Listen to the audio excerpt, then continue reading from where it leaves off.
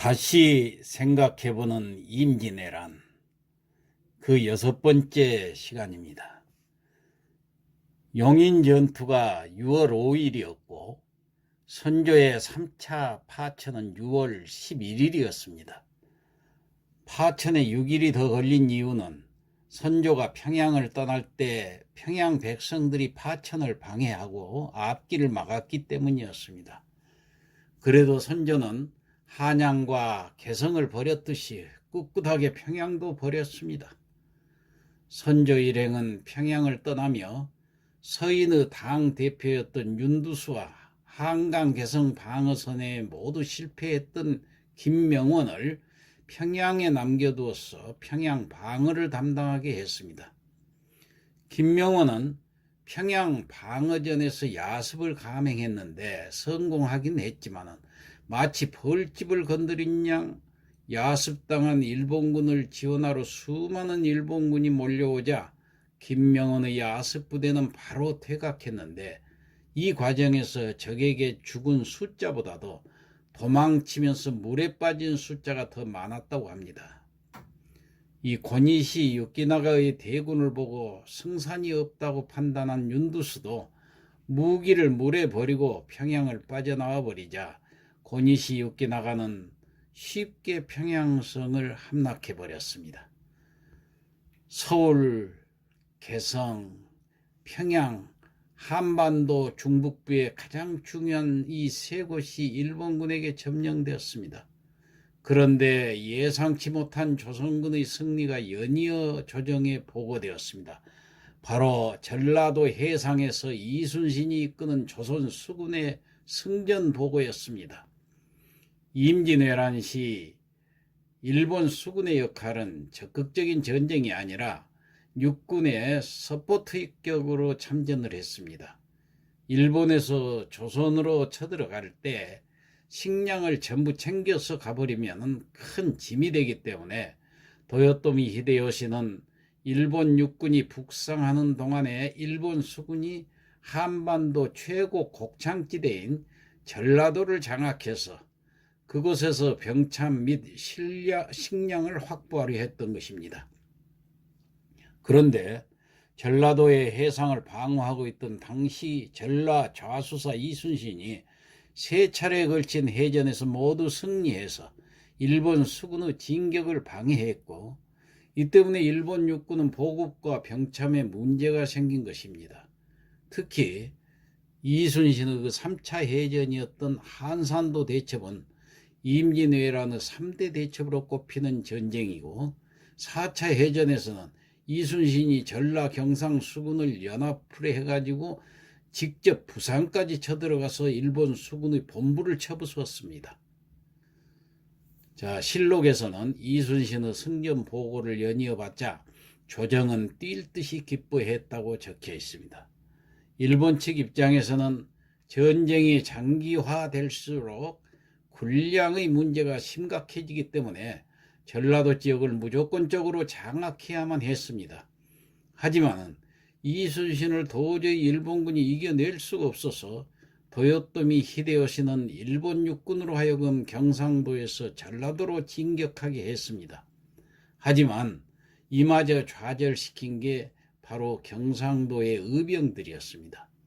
조선은 충과 효를 절대적으로 여기는 유교 국가였기 때문에 나라의 비상사태가 벌어지자 정치를 하지는 않았지만 지방의 명문가문 출신 선비들이 나라를 구하기 위해서 재산을 군대에 기부하거나 또 직접 창과 칼을 들고 사병들을 조직해서 정규군과는 별도로 활동하면서 게리라전을 벌인 그 의병들이 들고 일어났던 것입니다.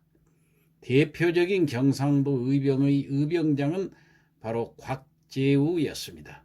전라도와 경상도의 그 접점인 경남 의령에서 봉기한 이 곽재우는 임진왜란이 발발하자마자 재산을 털어서 의병들을 조직했고 곽재우 그 특유 리더십으로 일본군과 크고 작은 전투를 계속해 나가면서 경남에서 전남으로 들어가는 길목을 지켜냈습니다. 사람들은 곽재우가 붉은 옷만 입고 다니면서 홍위 장군이라고 불렀습니다. 곽재우가 일어나자 경상도의 다른 선비들도 의병들을 조직하기 시작했습니다.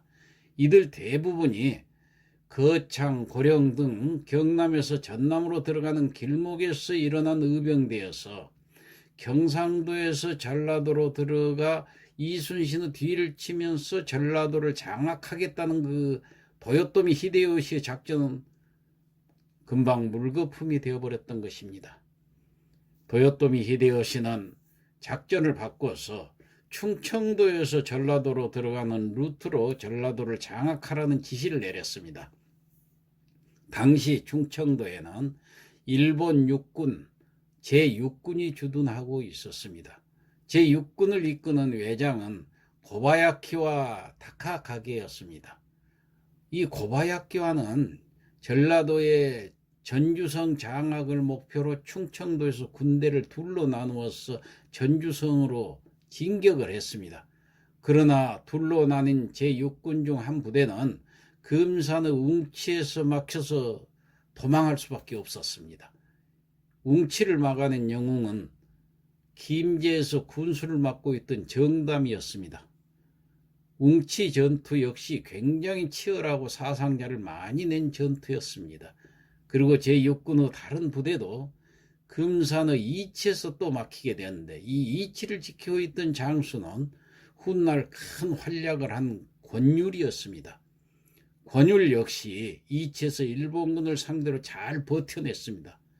이렇게 정담과 권율이 각각 웅치와 이치에서 일본군이 전라도로 들어오지 못하게 만든 그 전투를 웅치, 이치 전투라고 부릅니다. 이치에서 권율의 조선군과 제6군의 고바야카와가 대치하고 있는데 갑자기 고바야카와는 군대를 물렸습니다. 이유는 전라도의 대표적 의병장 고경명이 일본군 제6군의 본거지였던 금산성을 공격했기 때문입니다. 경상도에 곽재우가 있었다면 전라도엔 고경명이 있었습니다. 본거지가 함락되어 버리면 고바야키와는 나중에 후퇴도 못하고 전주성을 설사 빼앗았다 하더라도 후방에서 공격을 당할 수밖에 없기 때문에 성급히 군대를 돌려서 금산성으로 지원을 나섰습니다.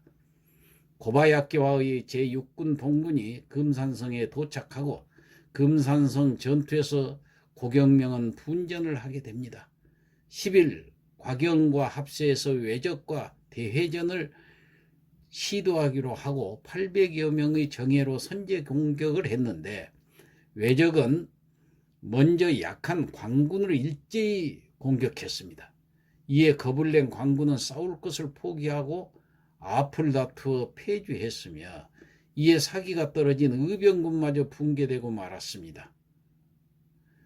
고경명은 후퇴해서 다시 전세를 가다듬어 후위를 기약하자는 그 주위에 종용을 뿌리치고 패전장으로 죽음이 있을 뿐이다고 하며 물밀듯이 밀려오는 외적과 대항해 싸우다가 아들 고인우와 유팽로 안영 등과 더불어 순절하고 말았습니다.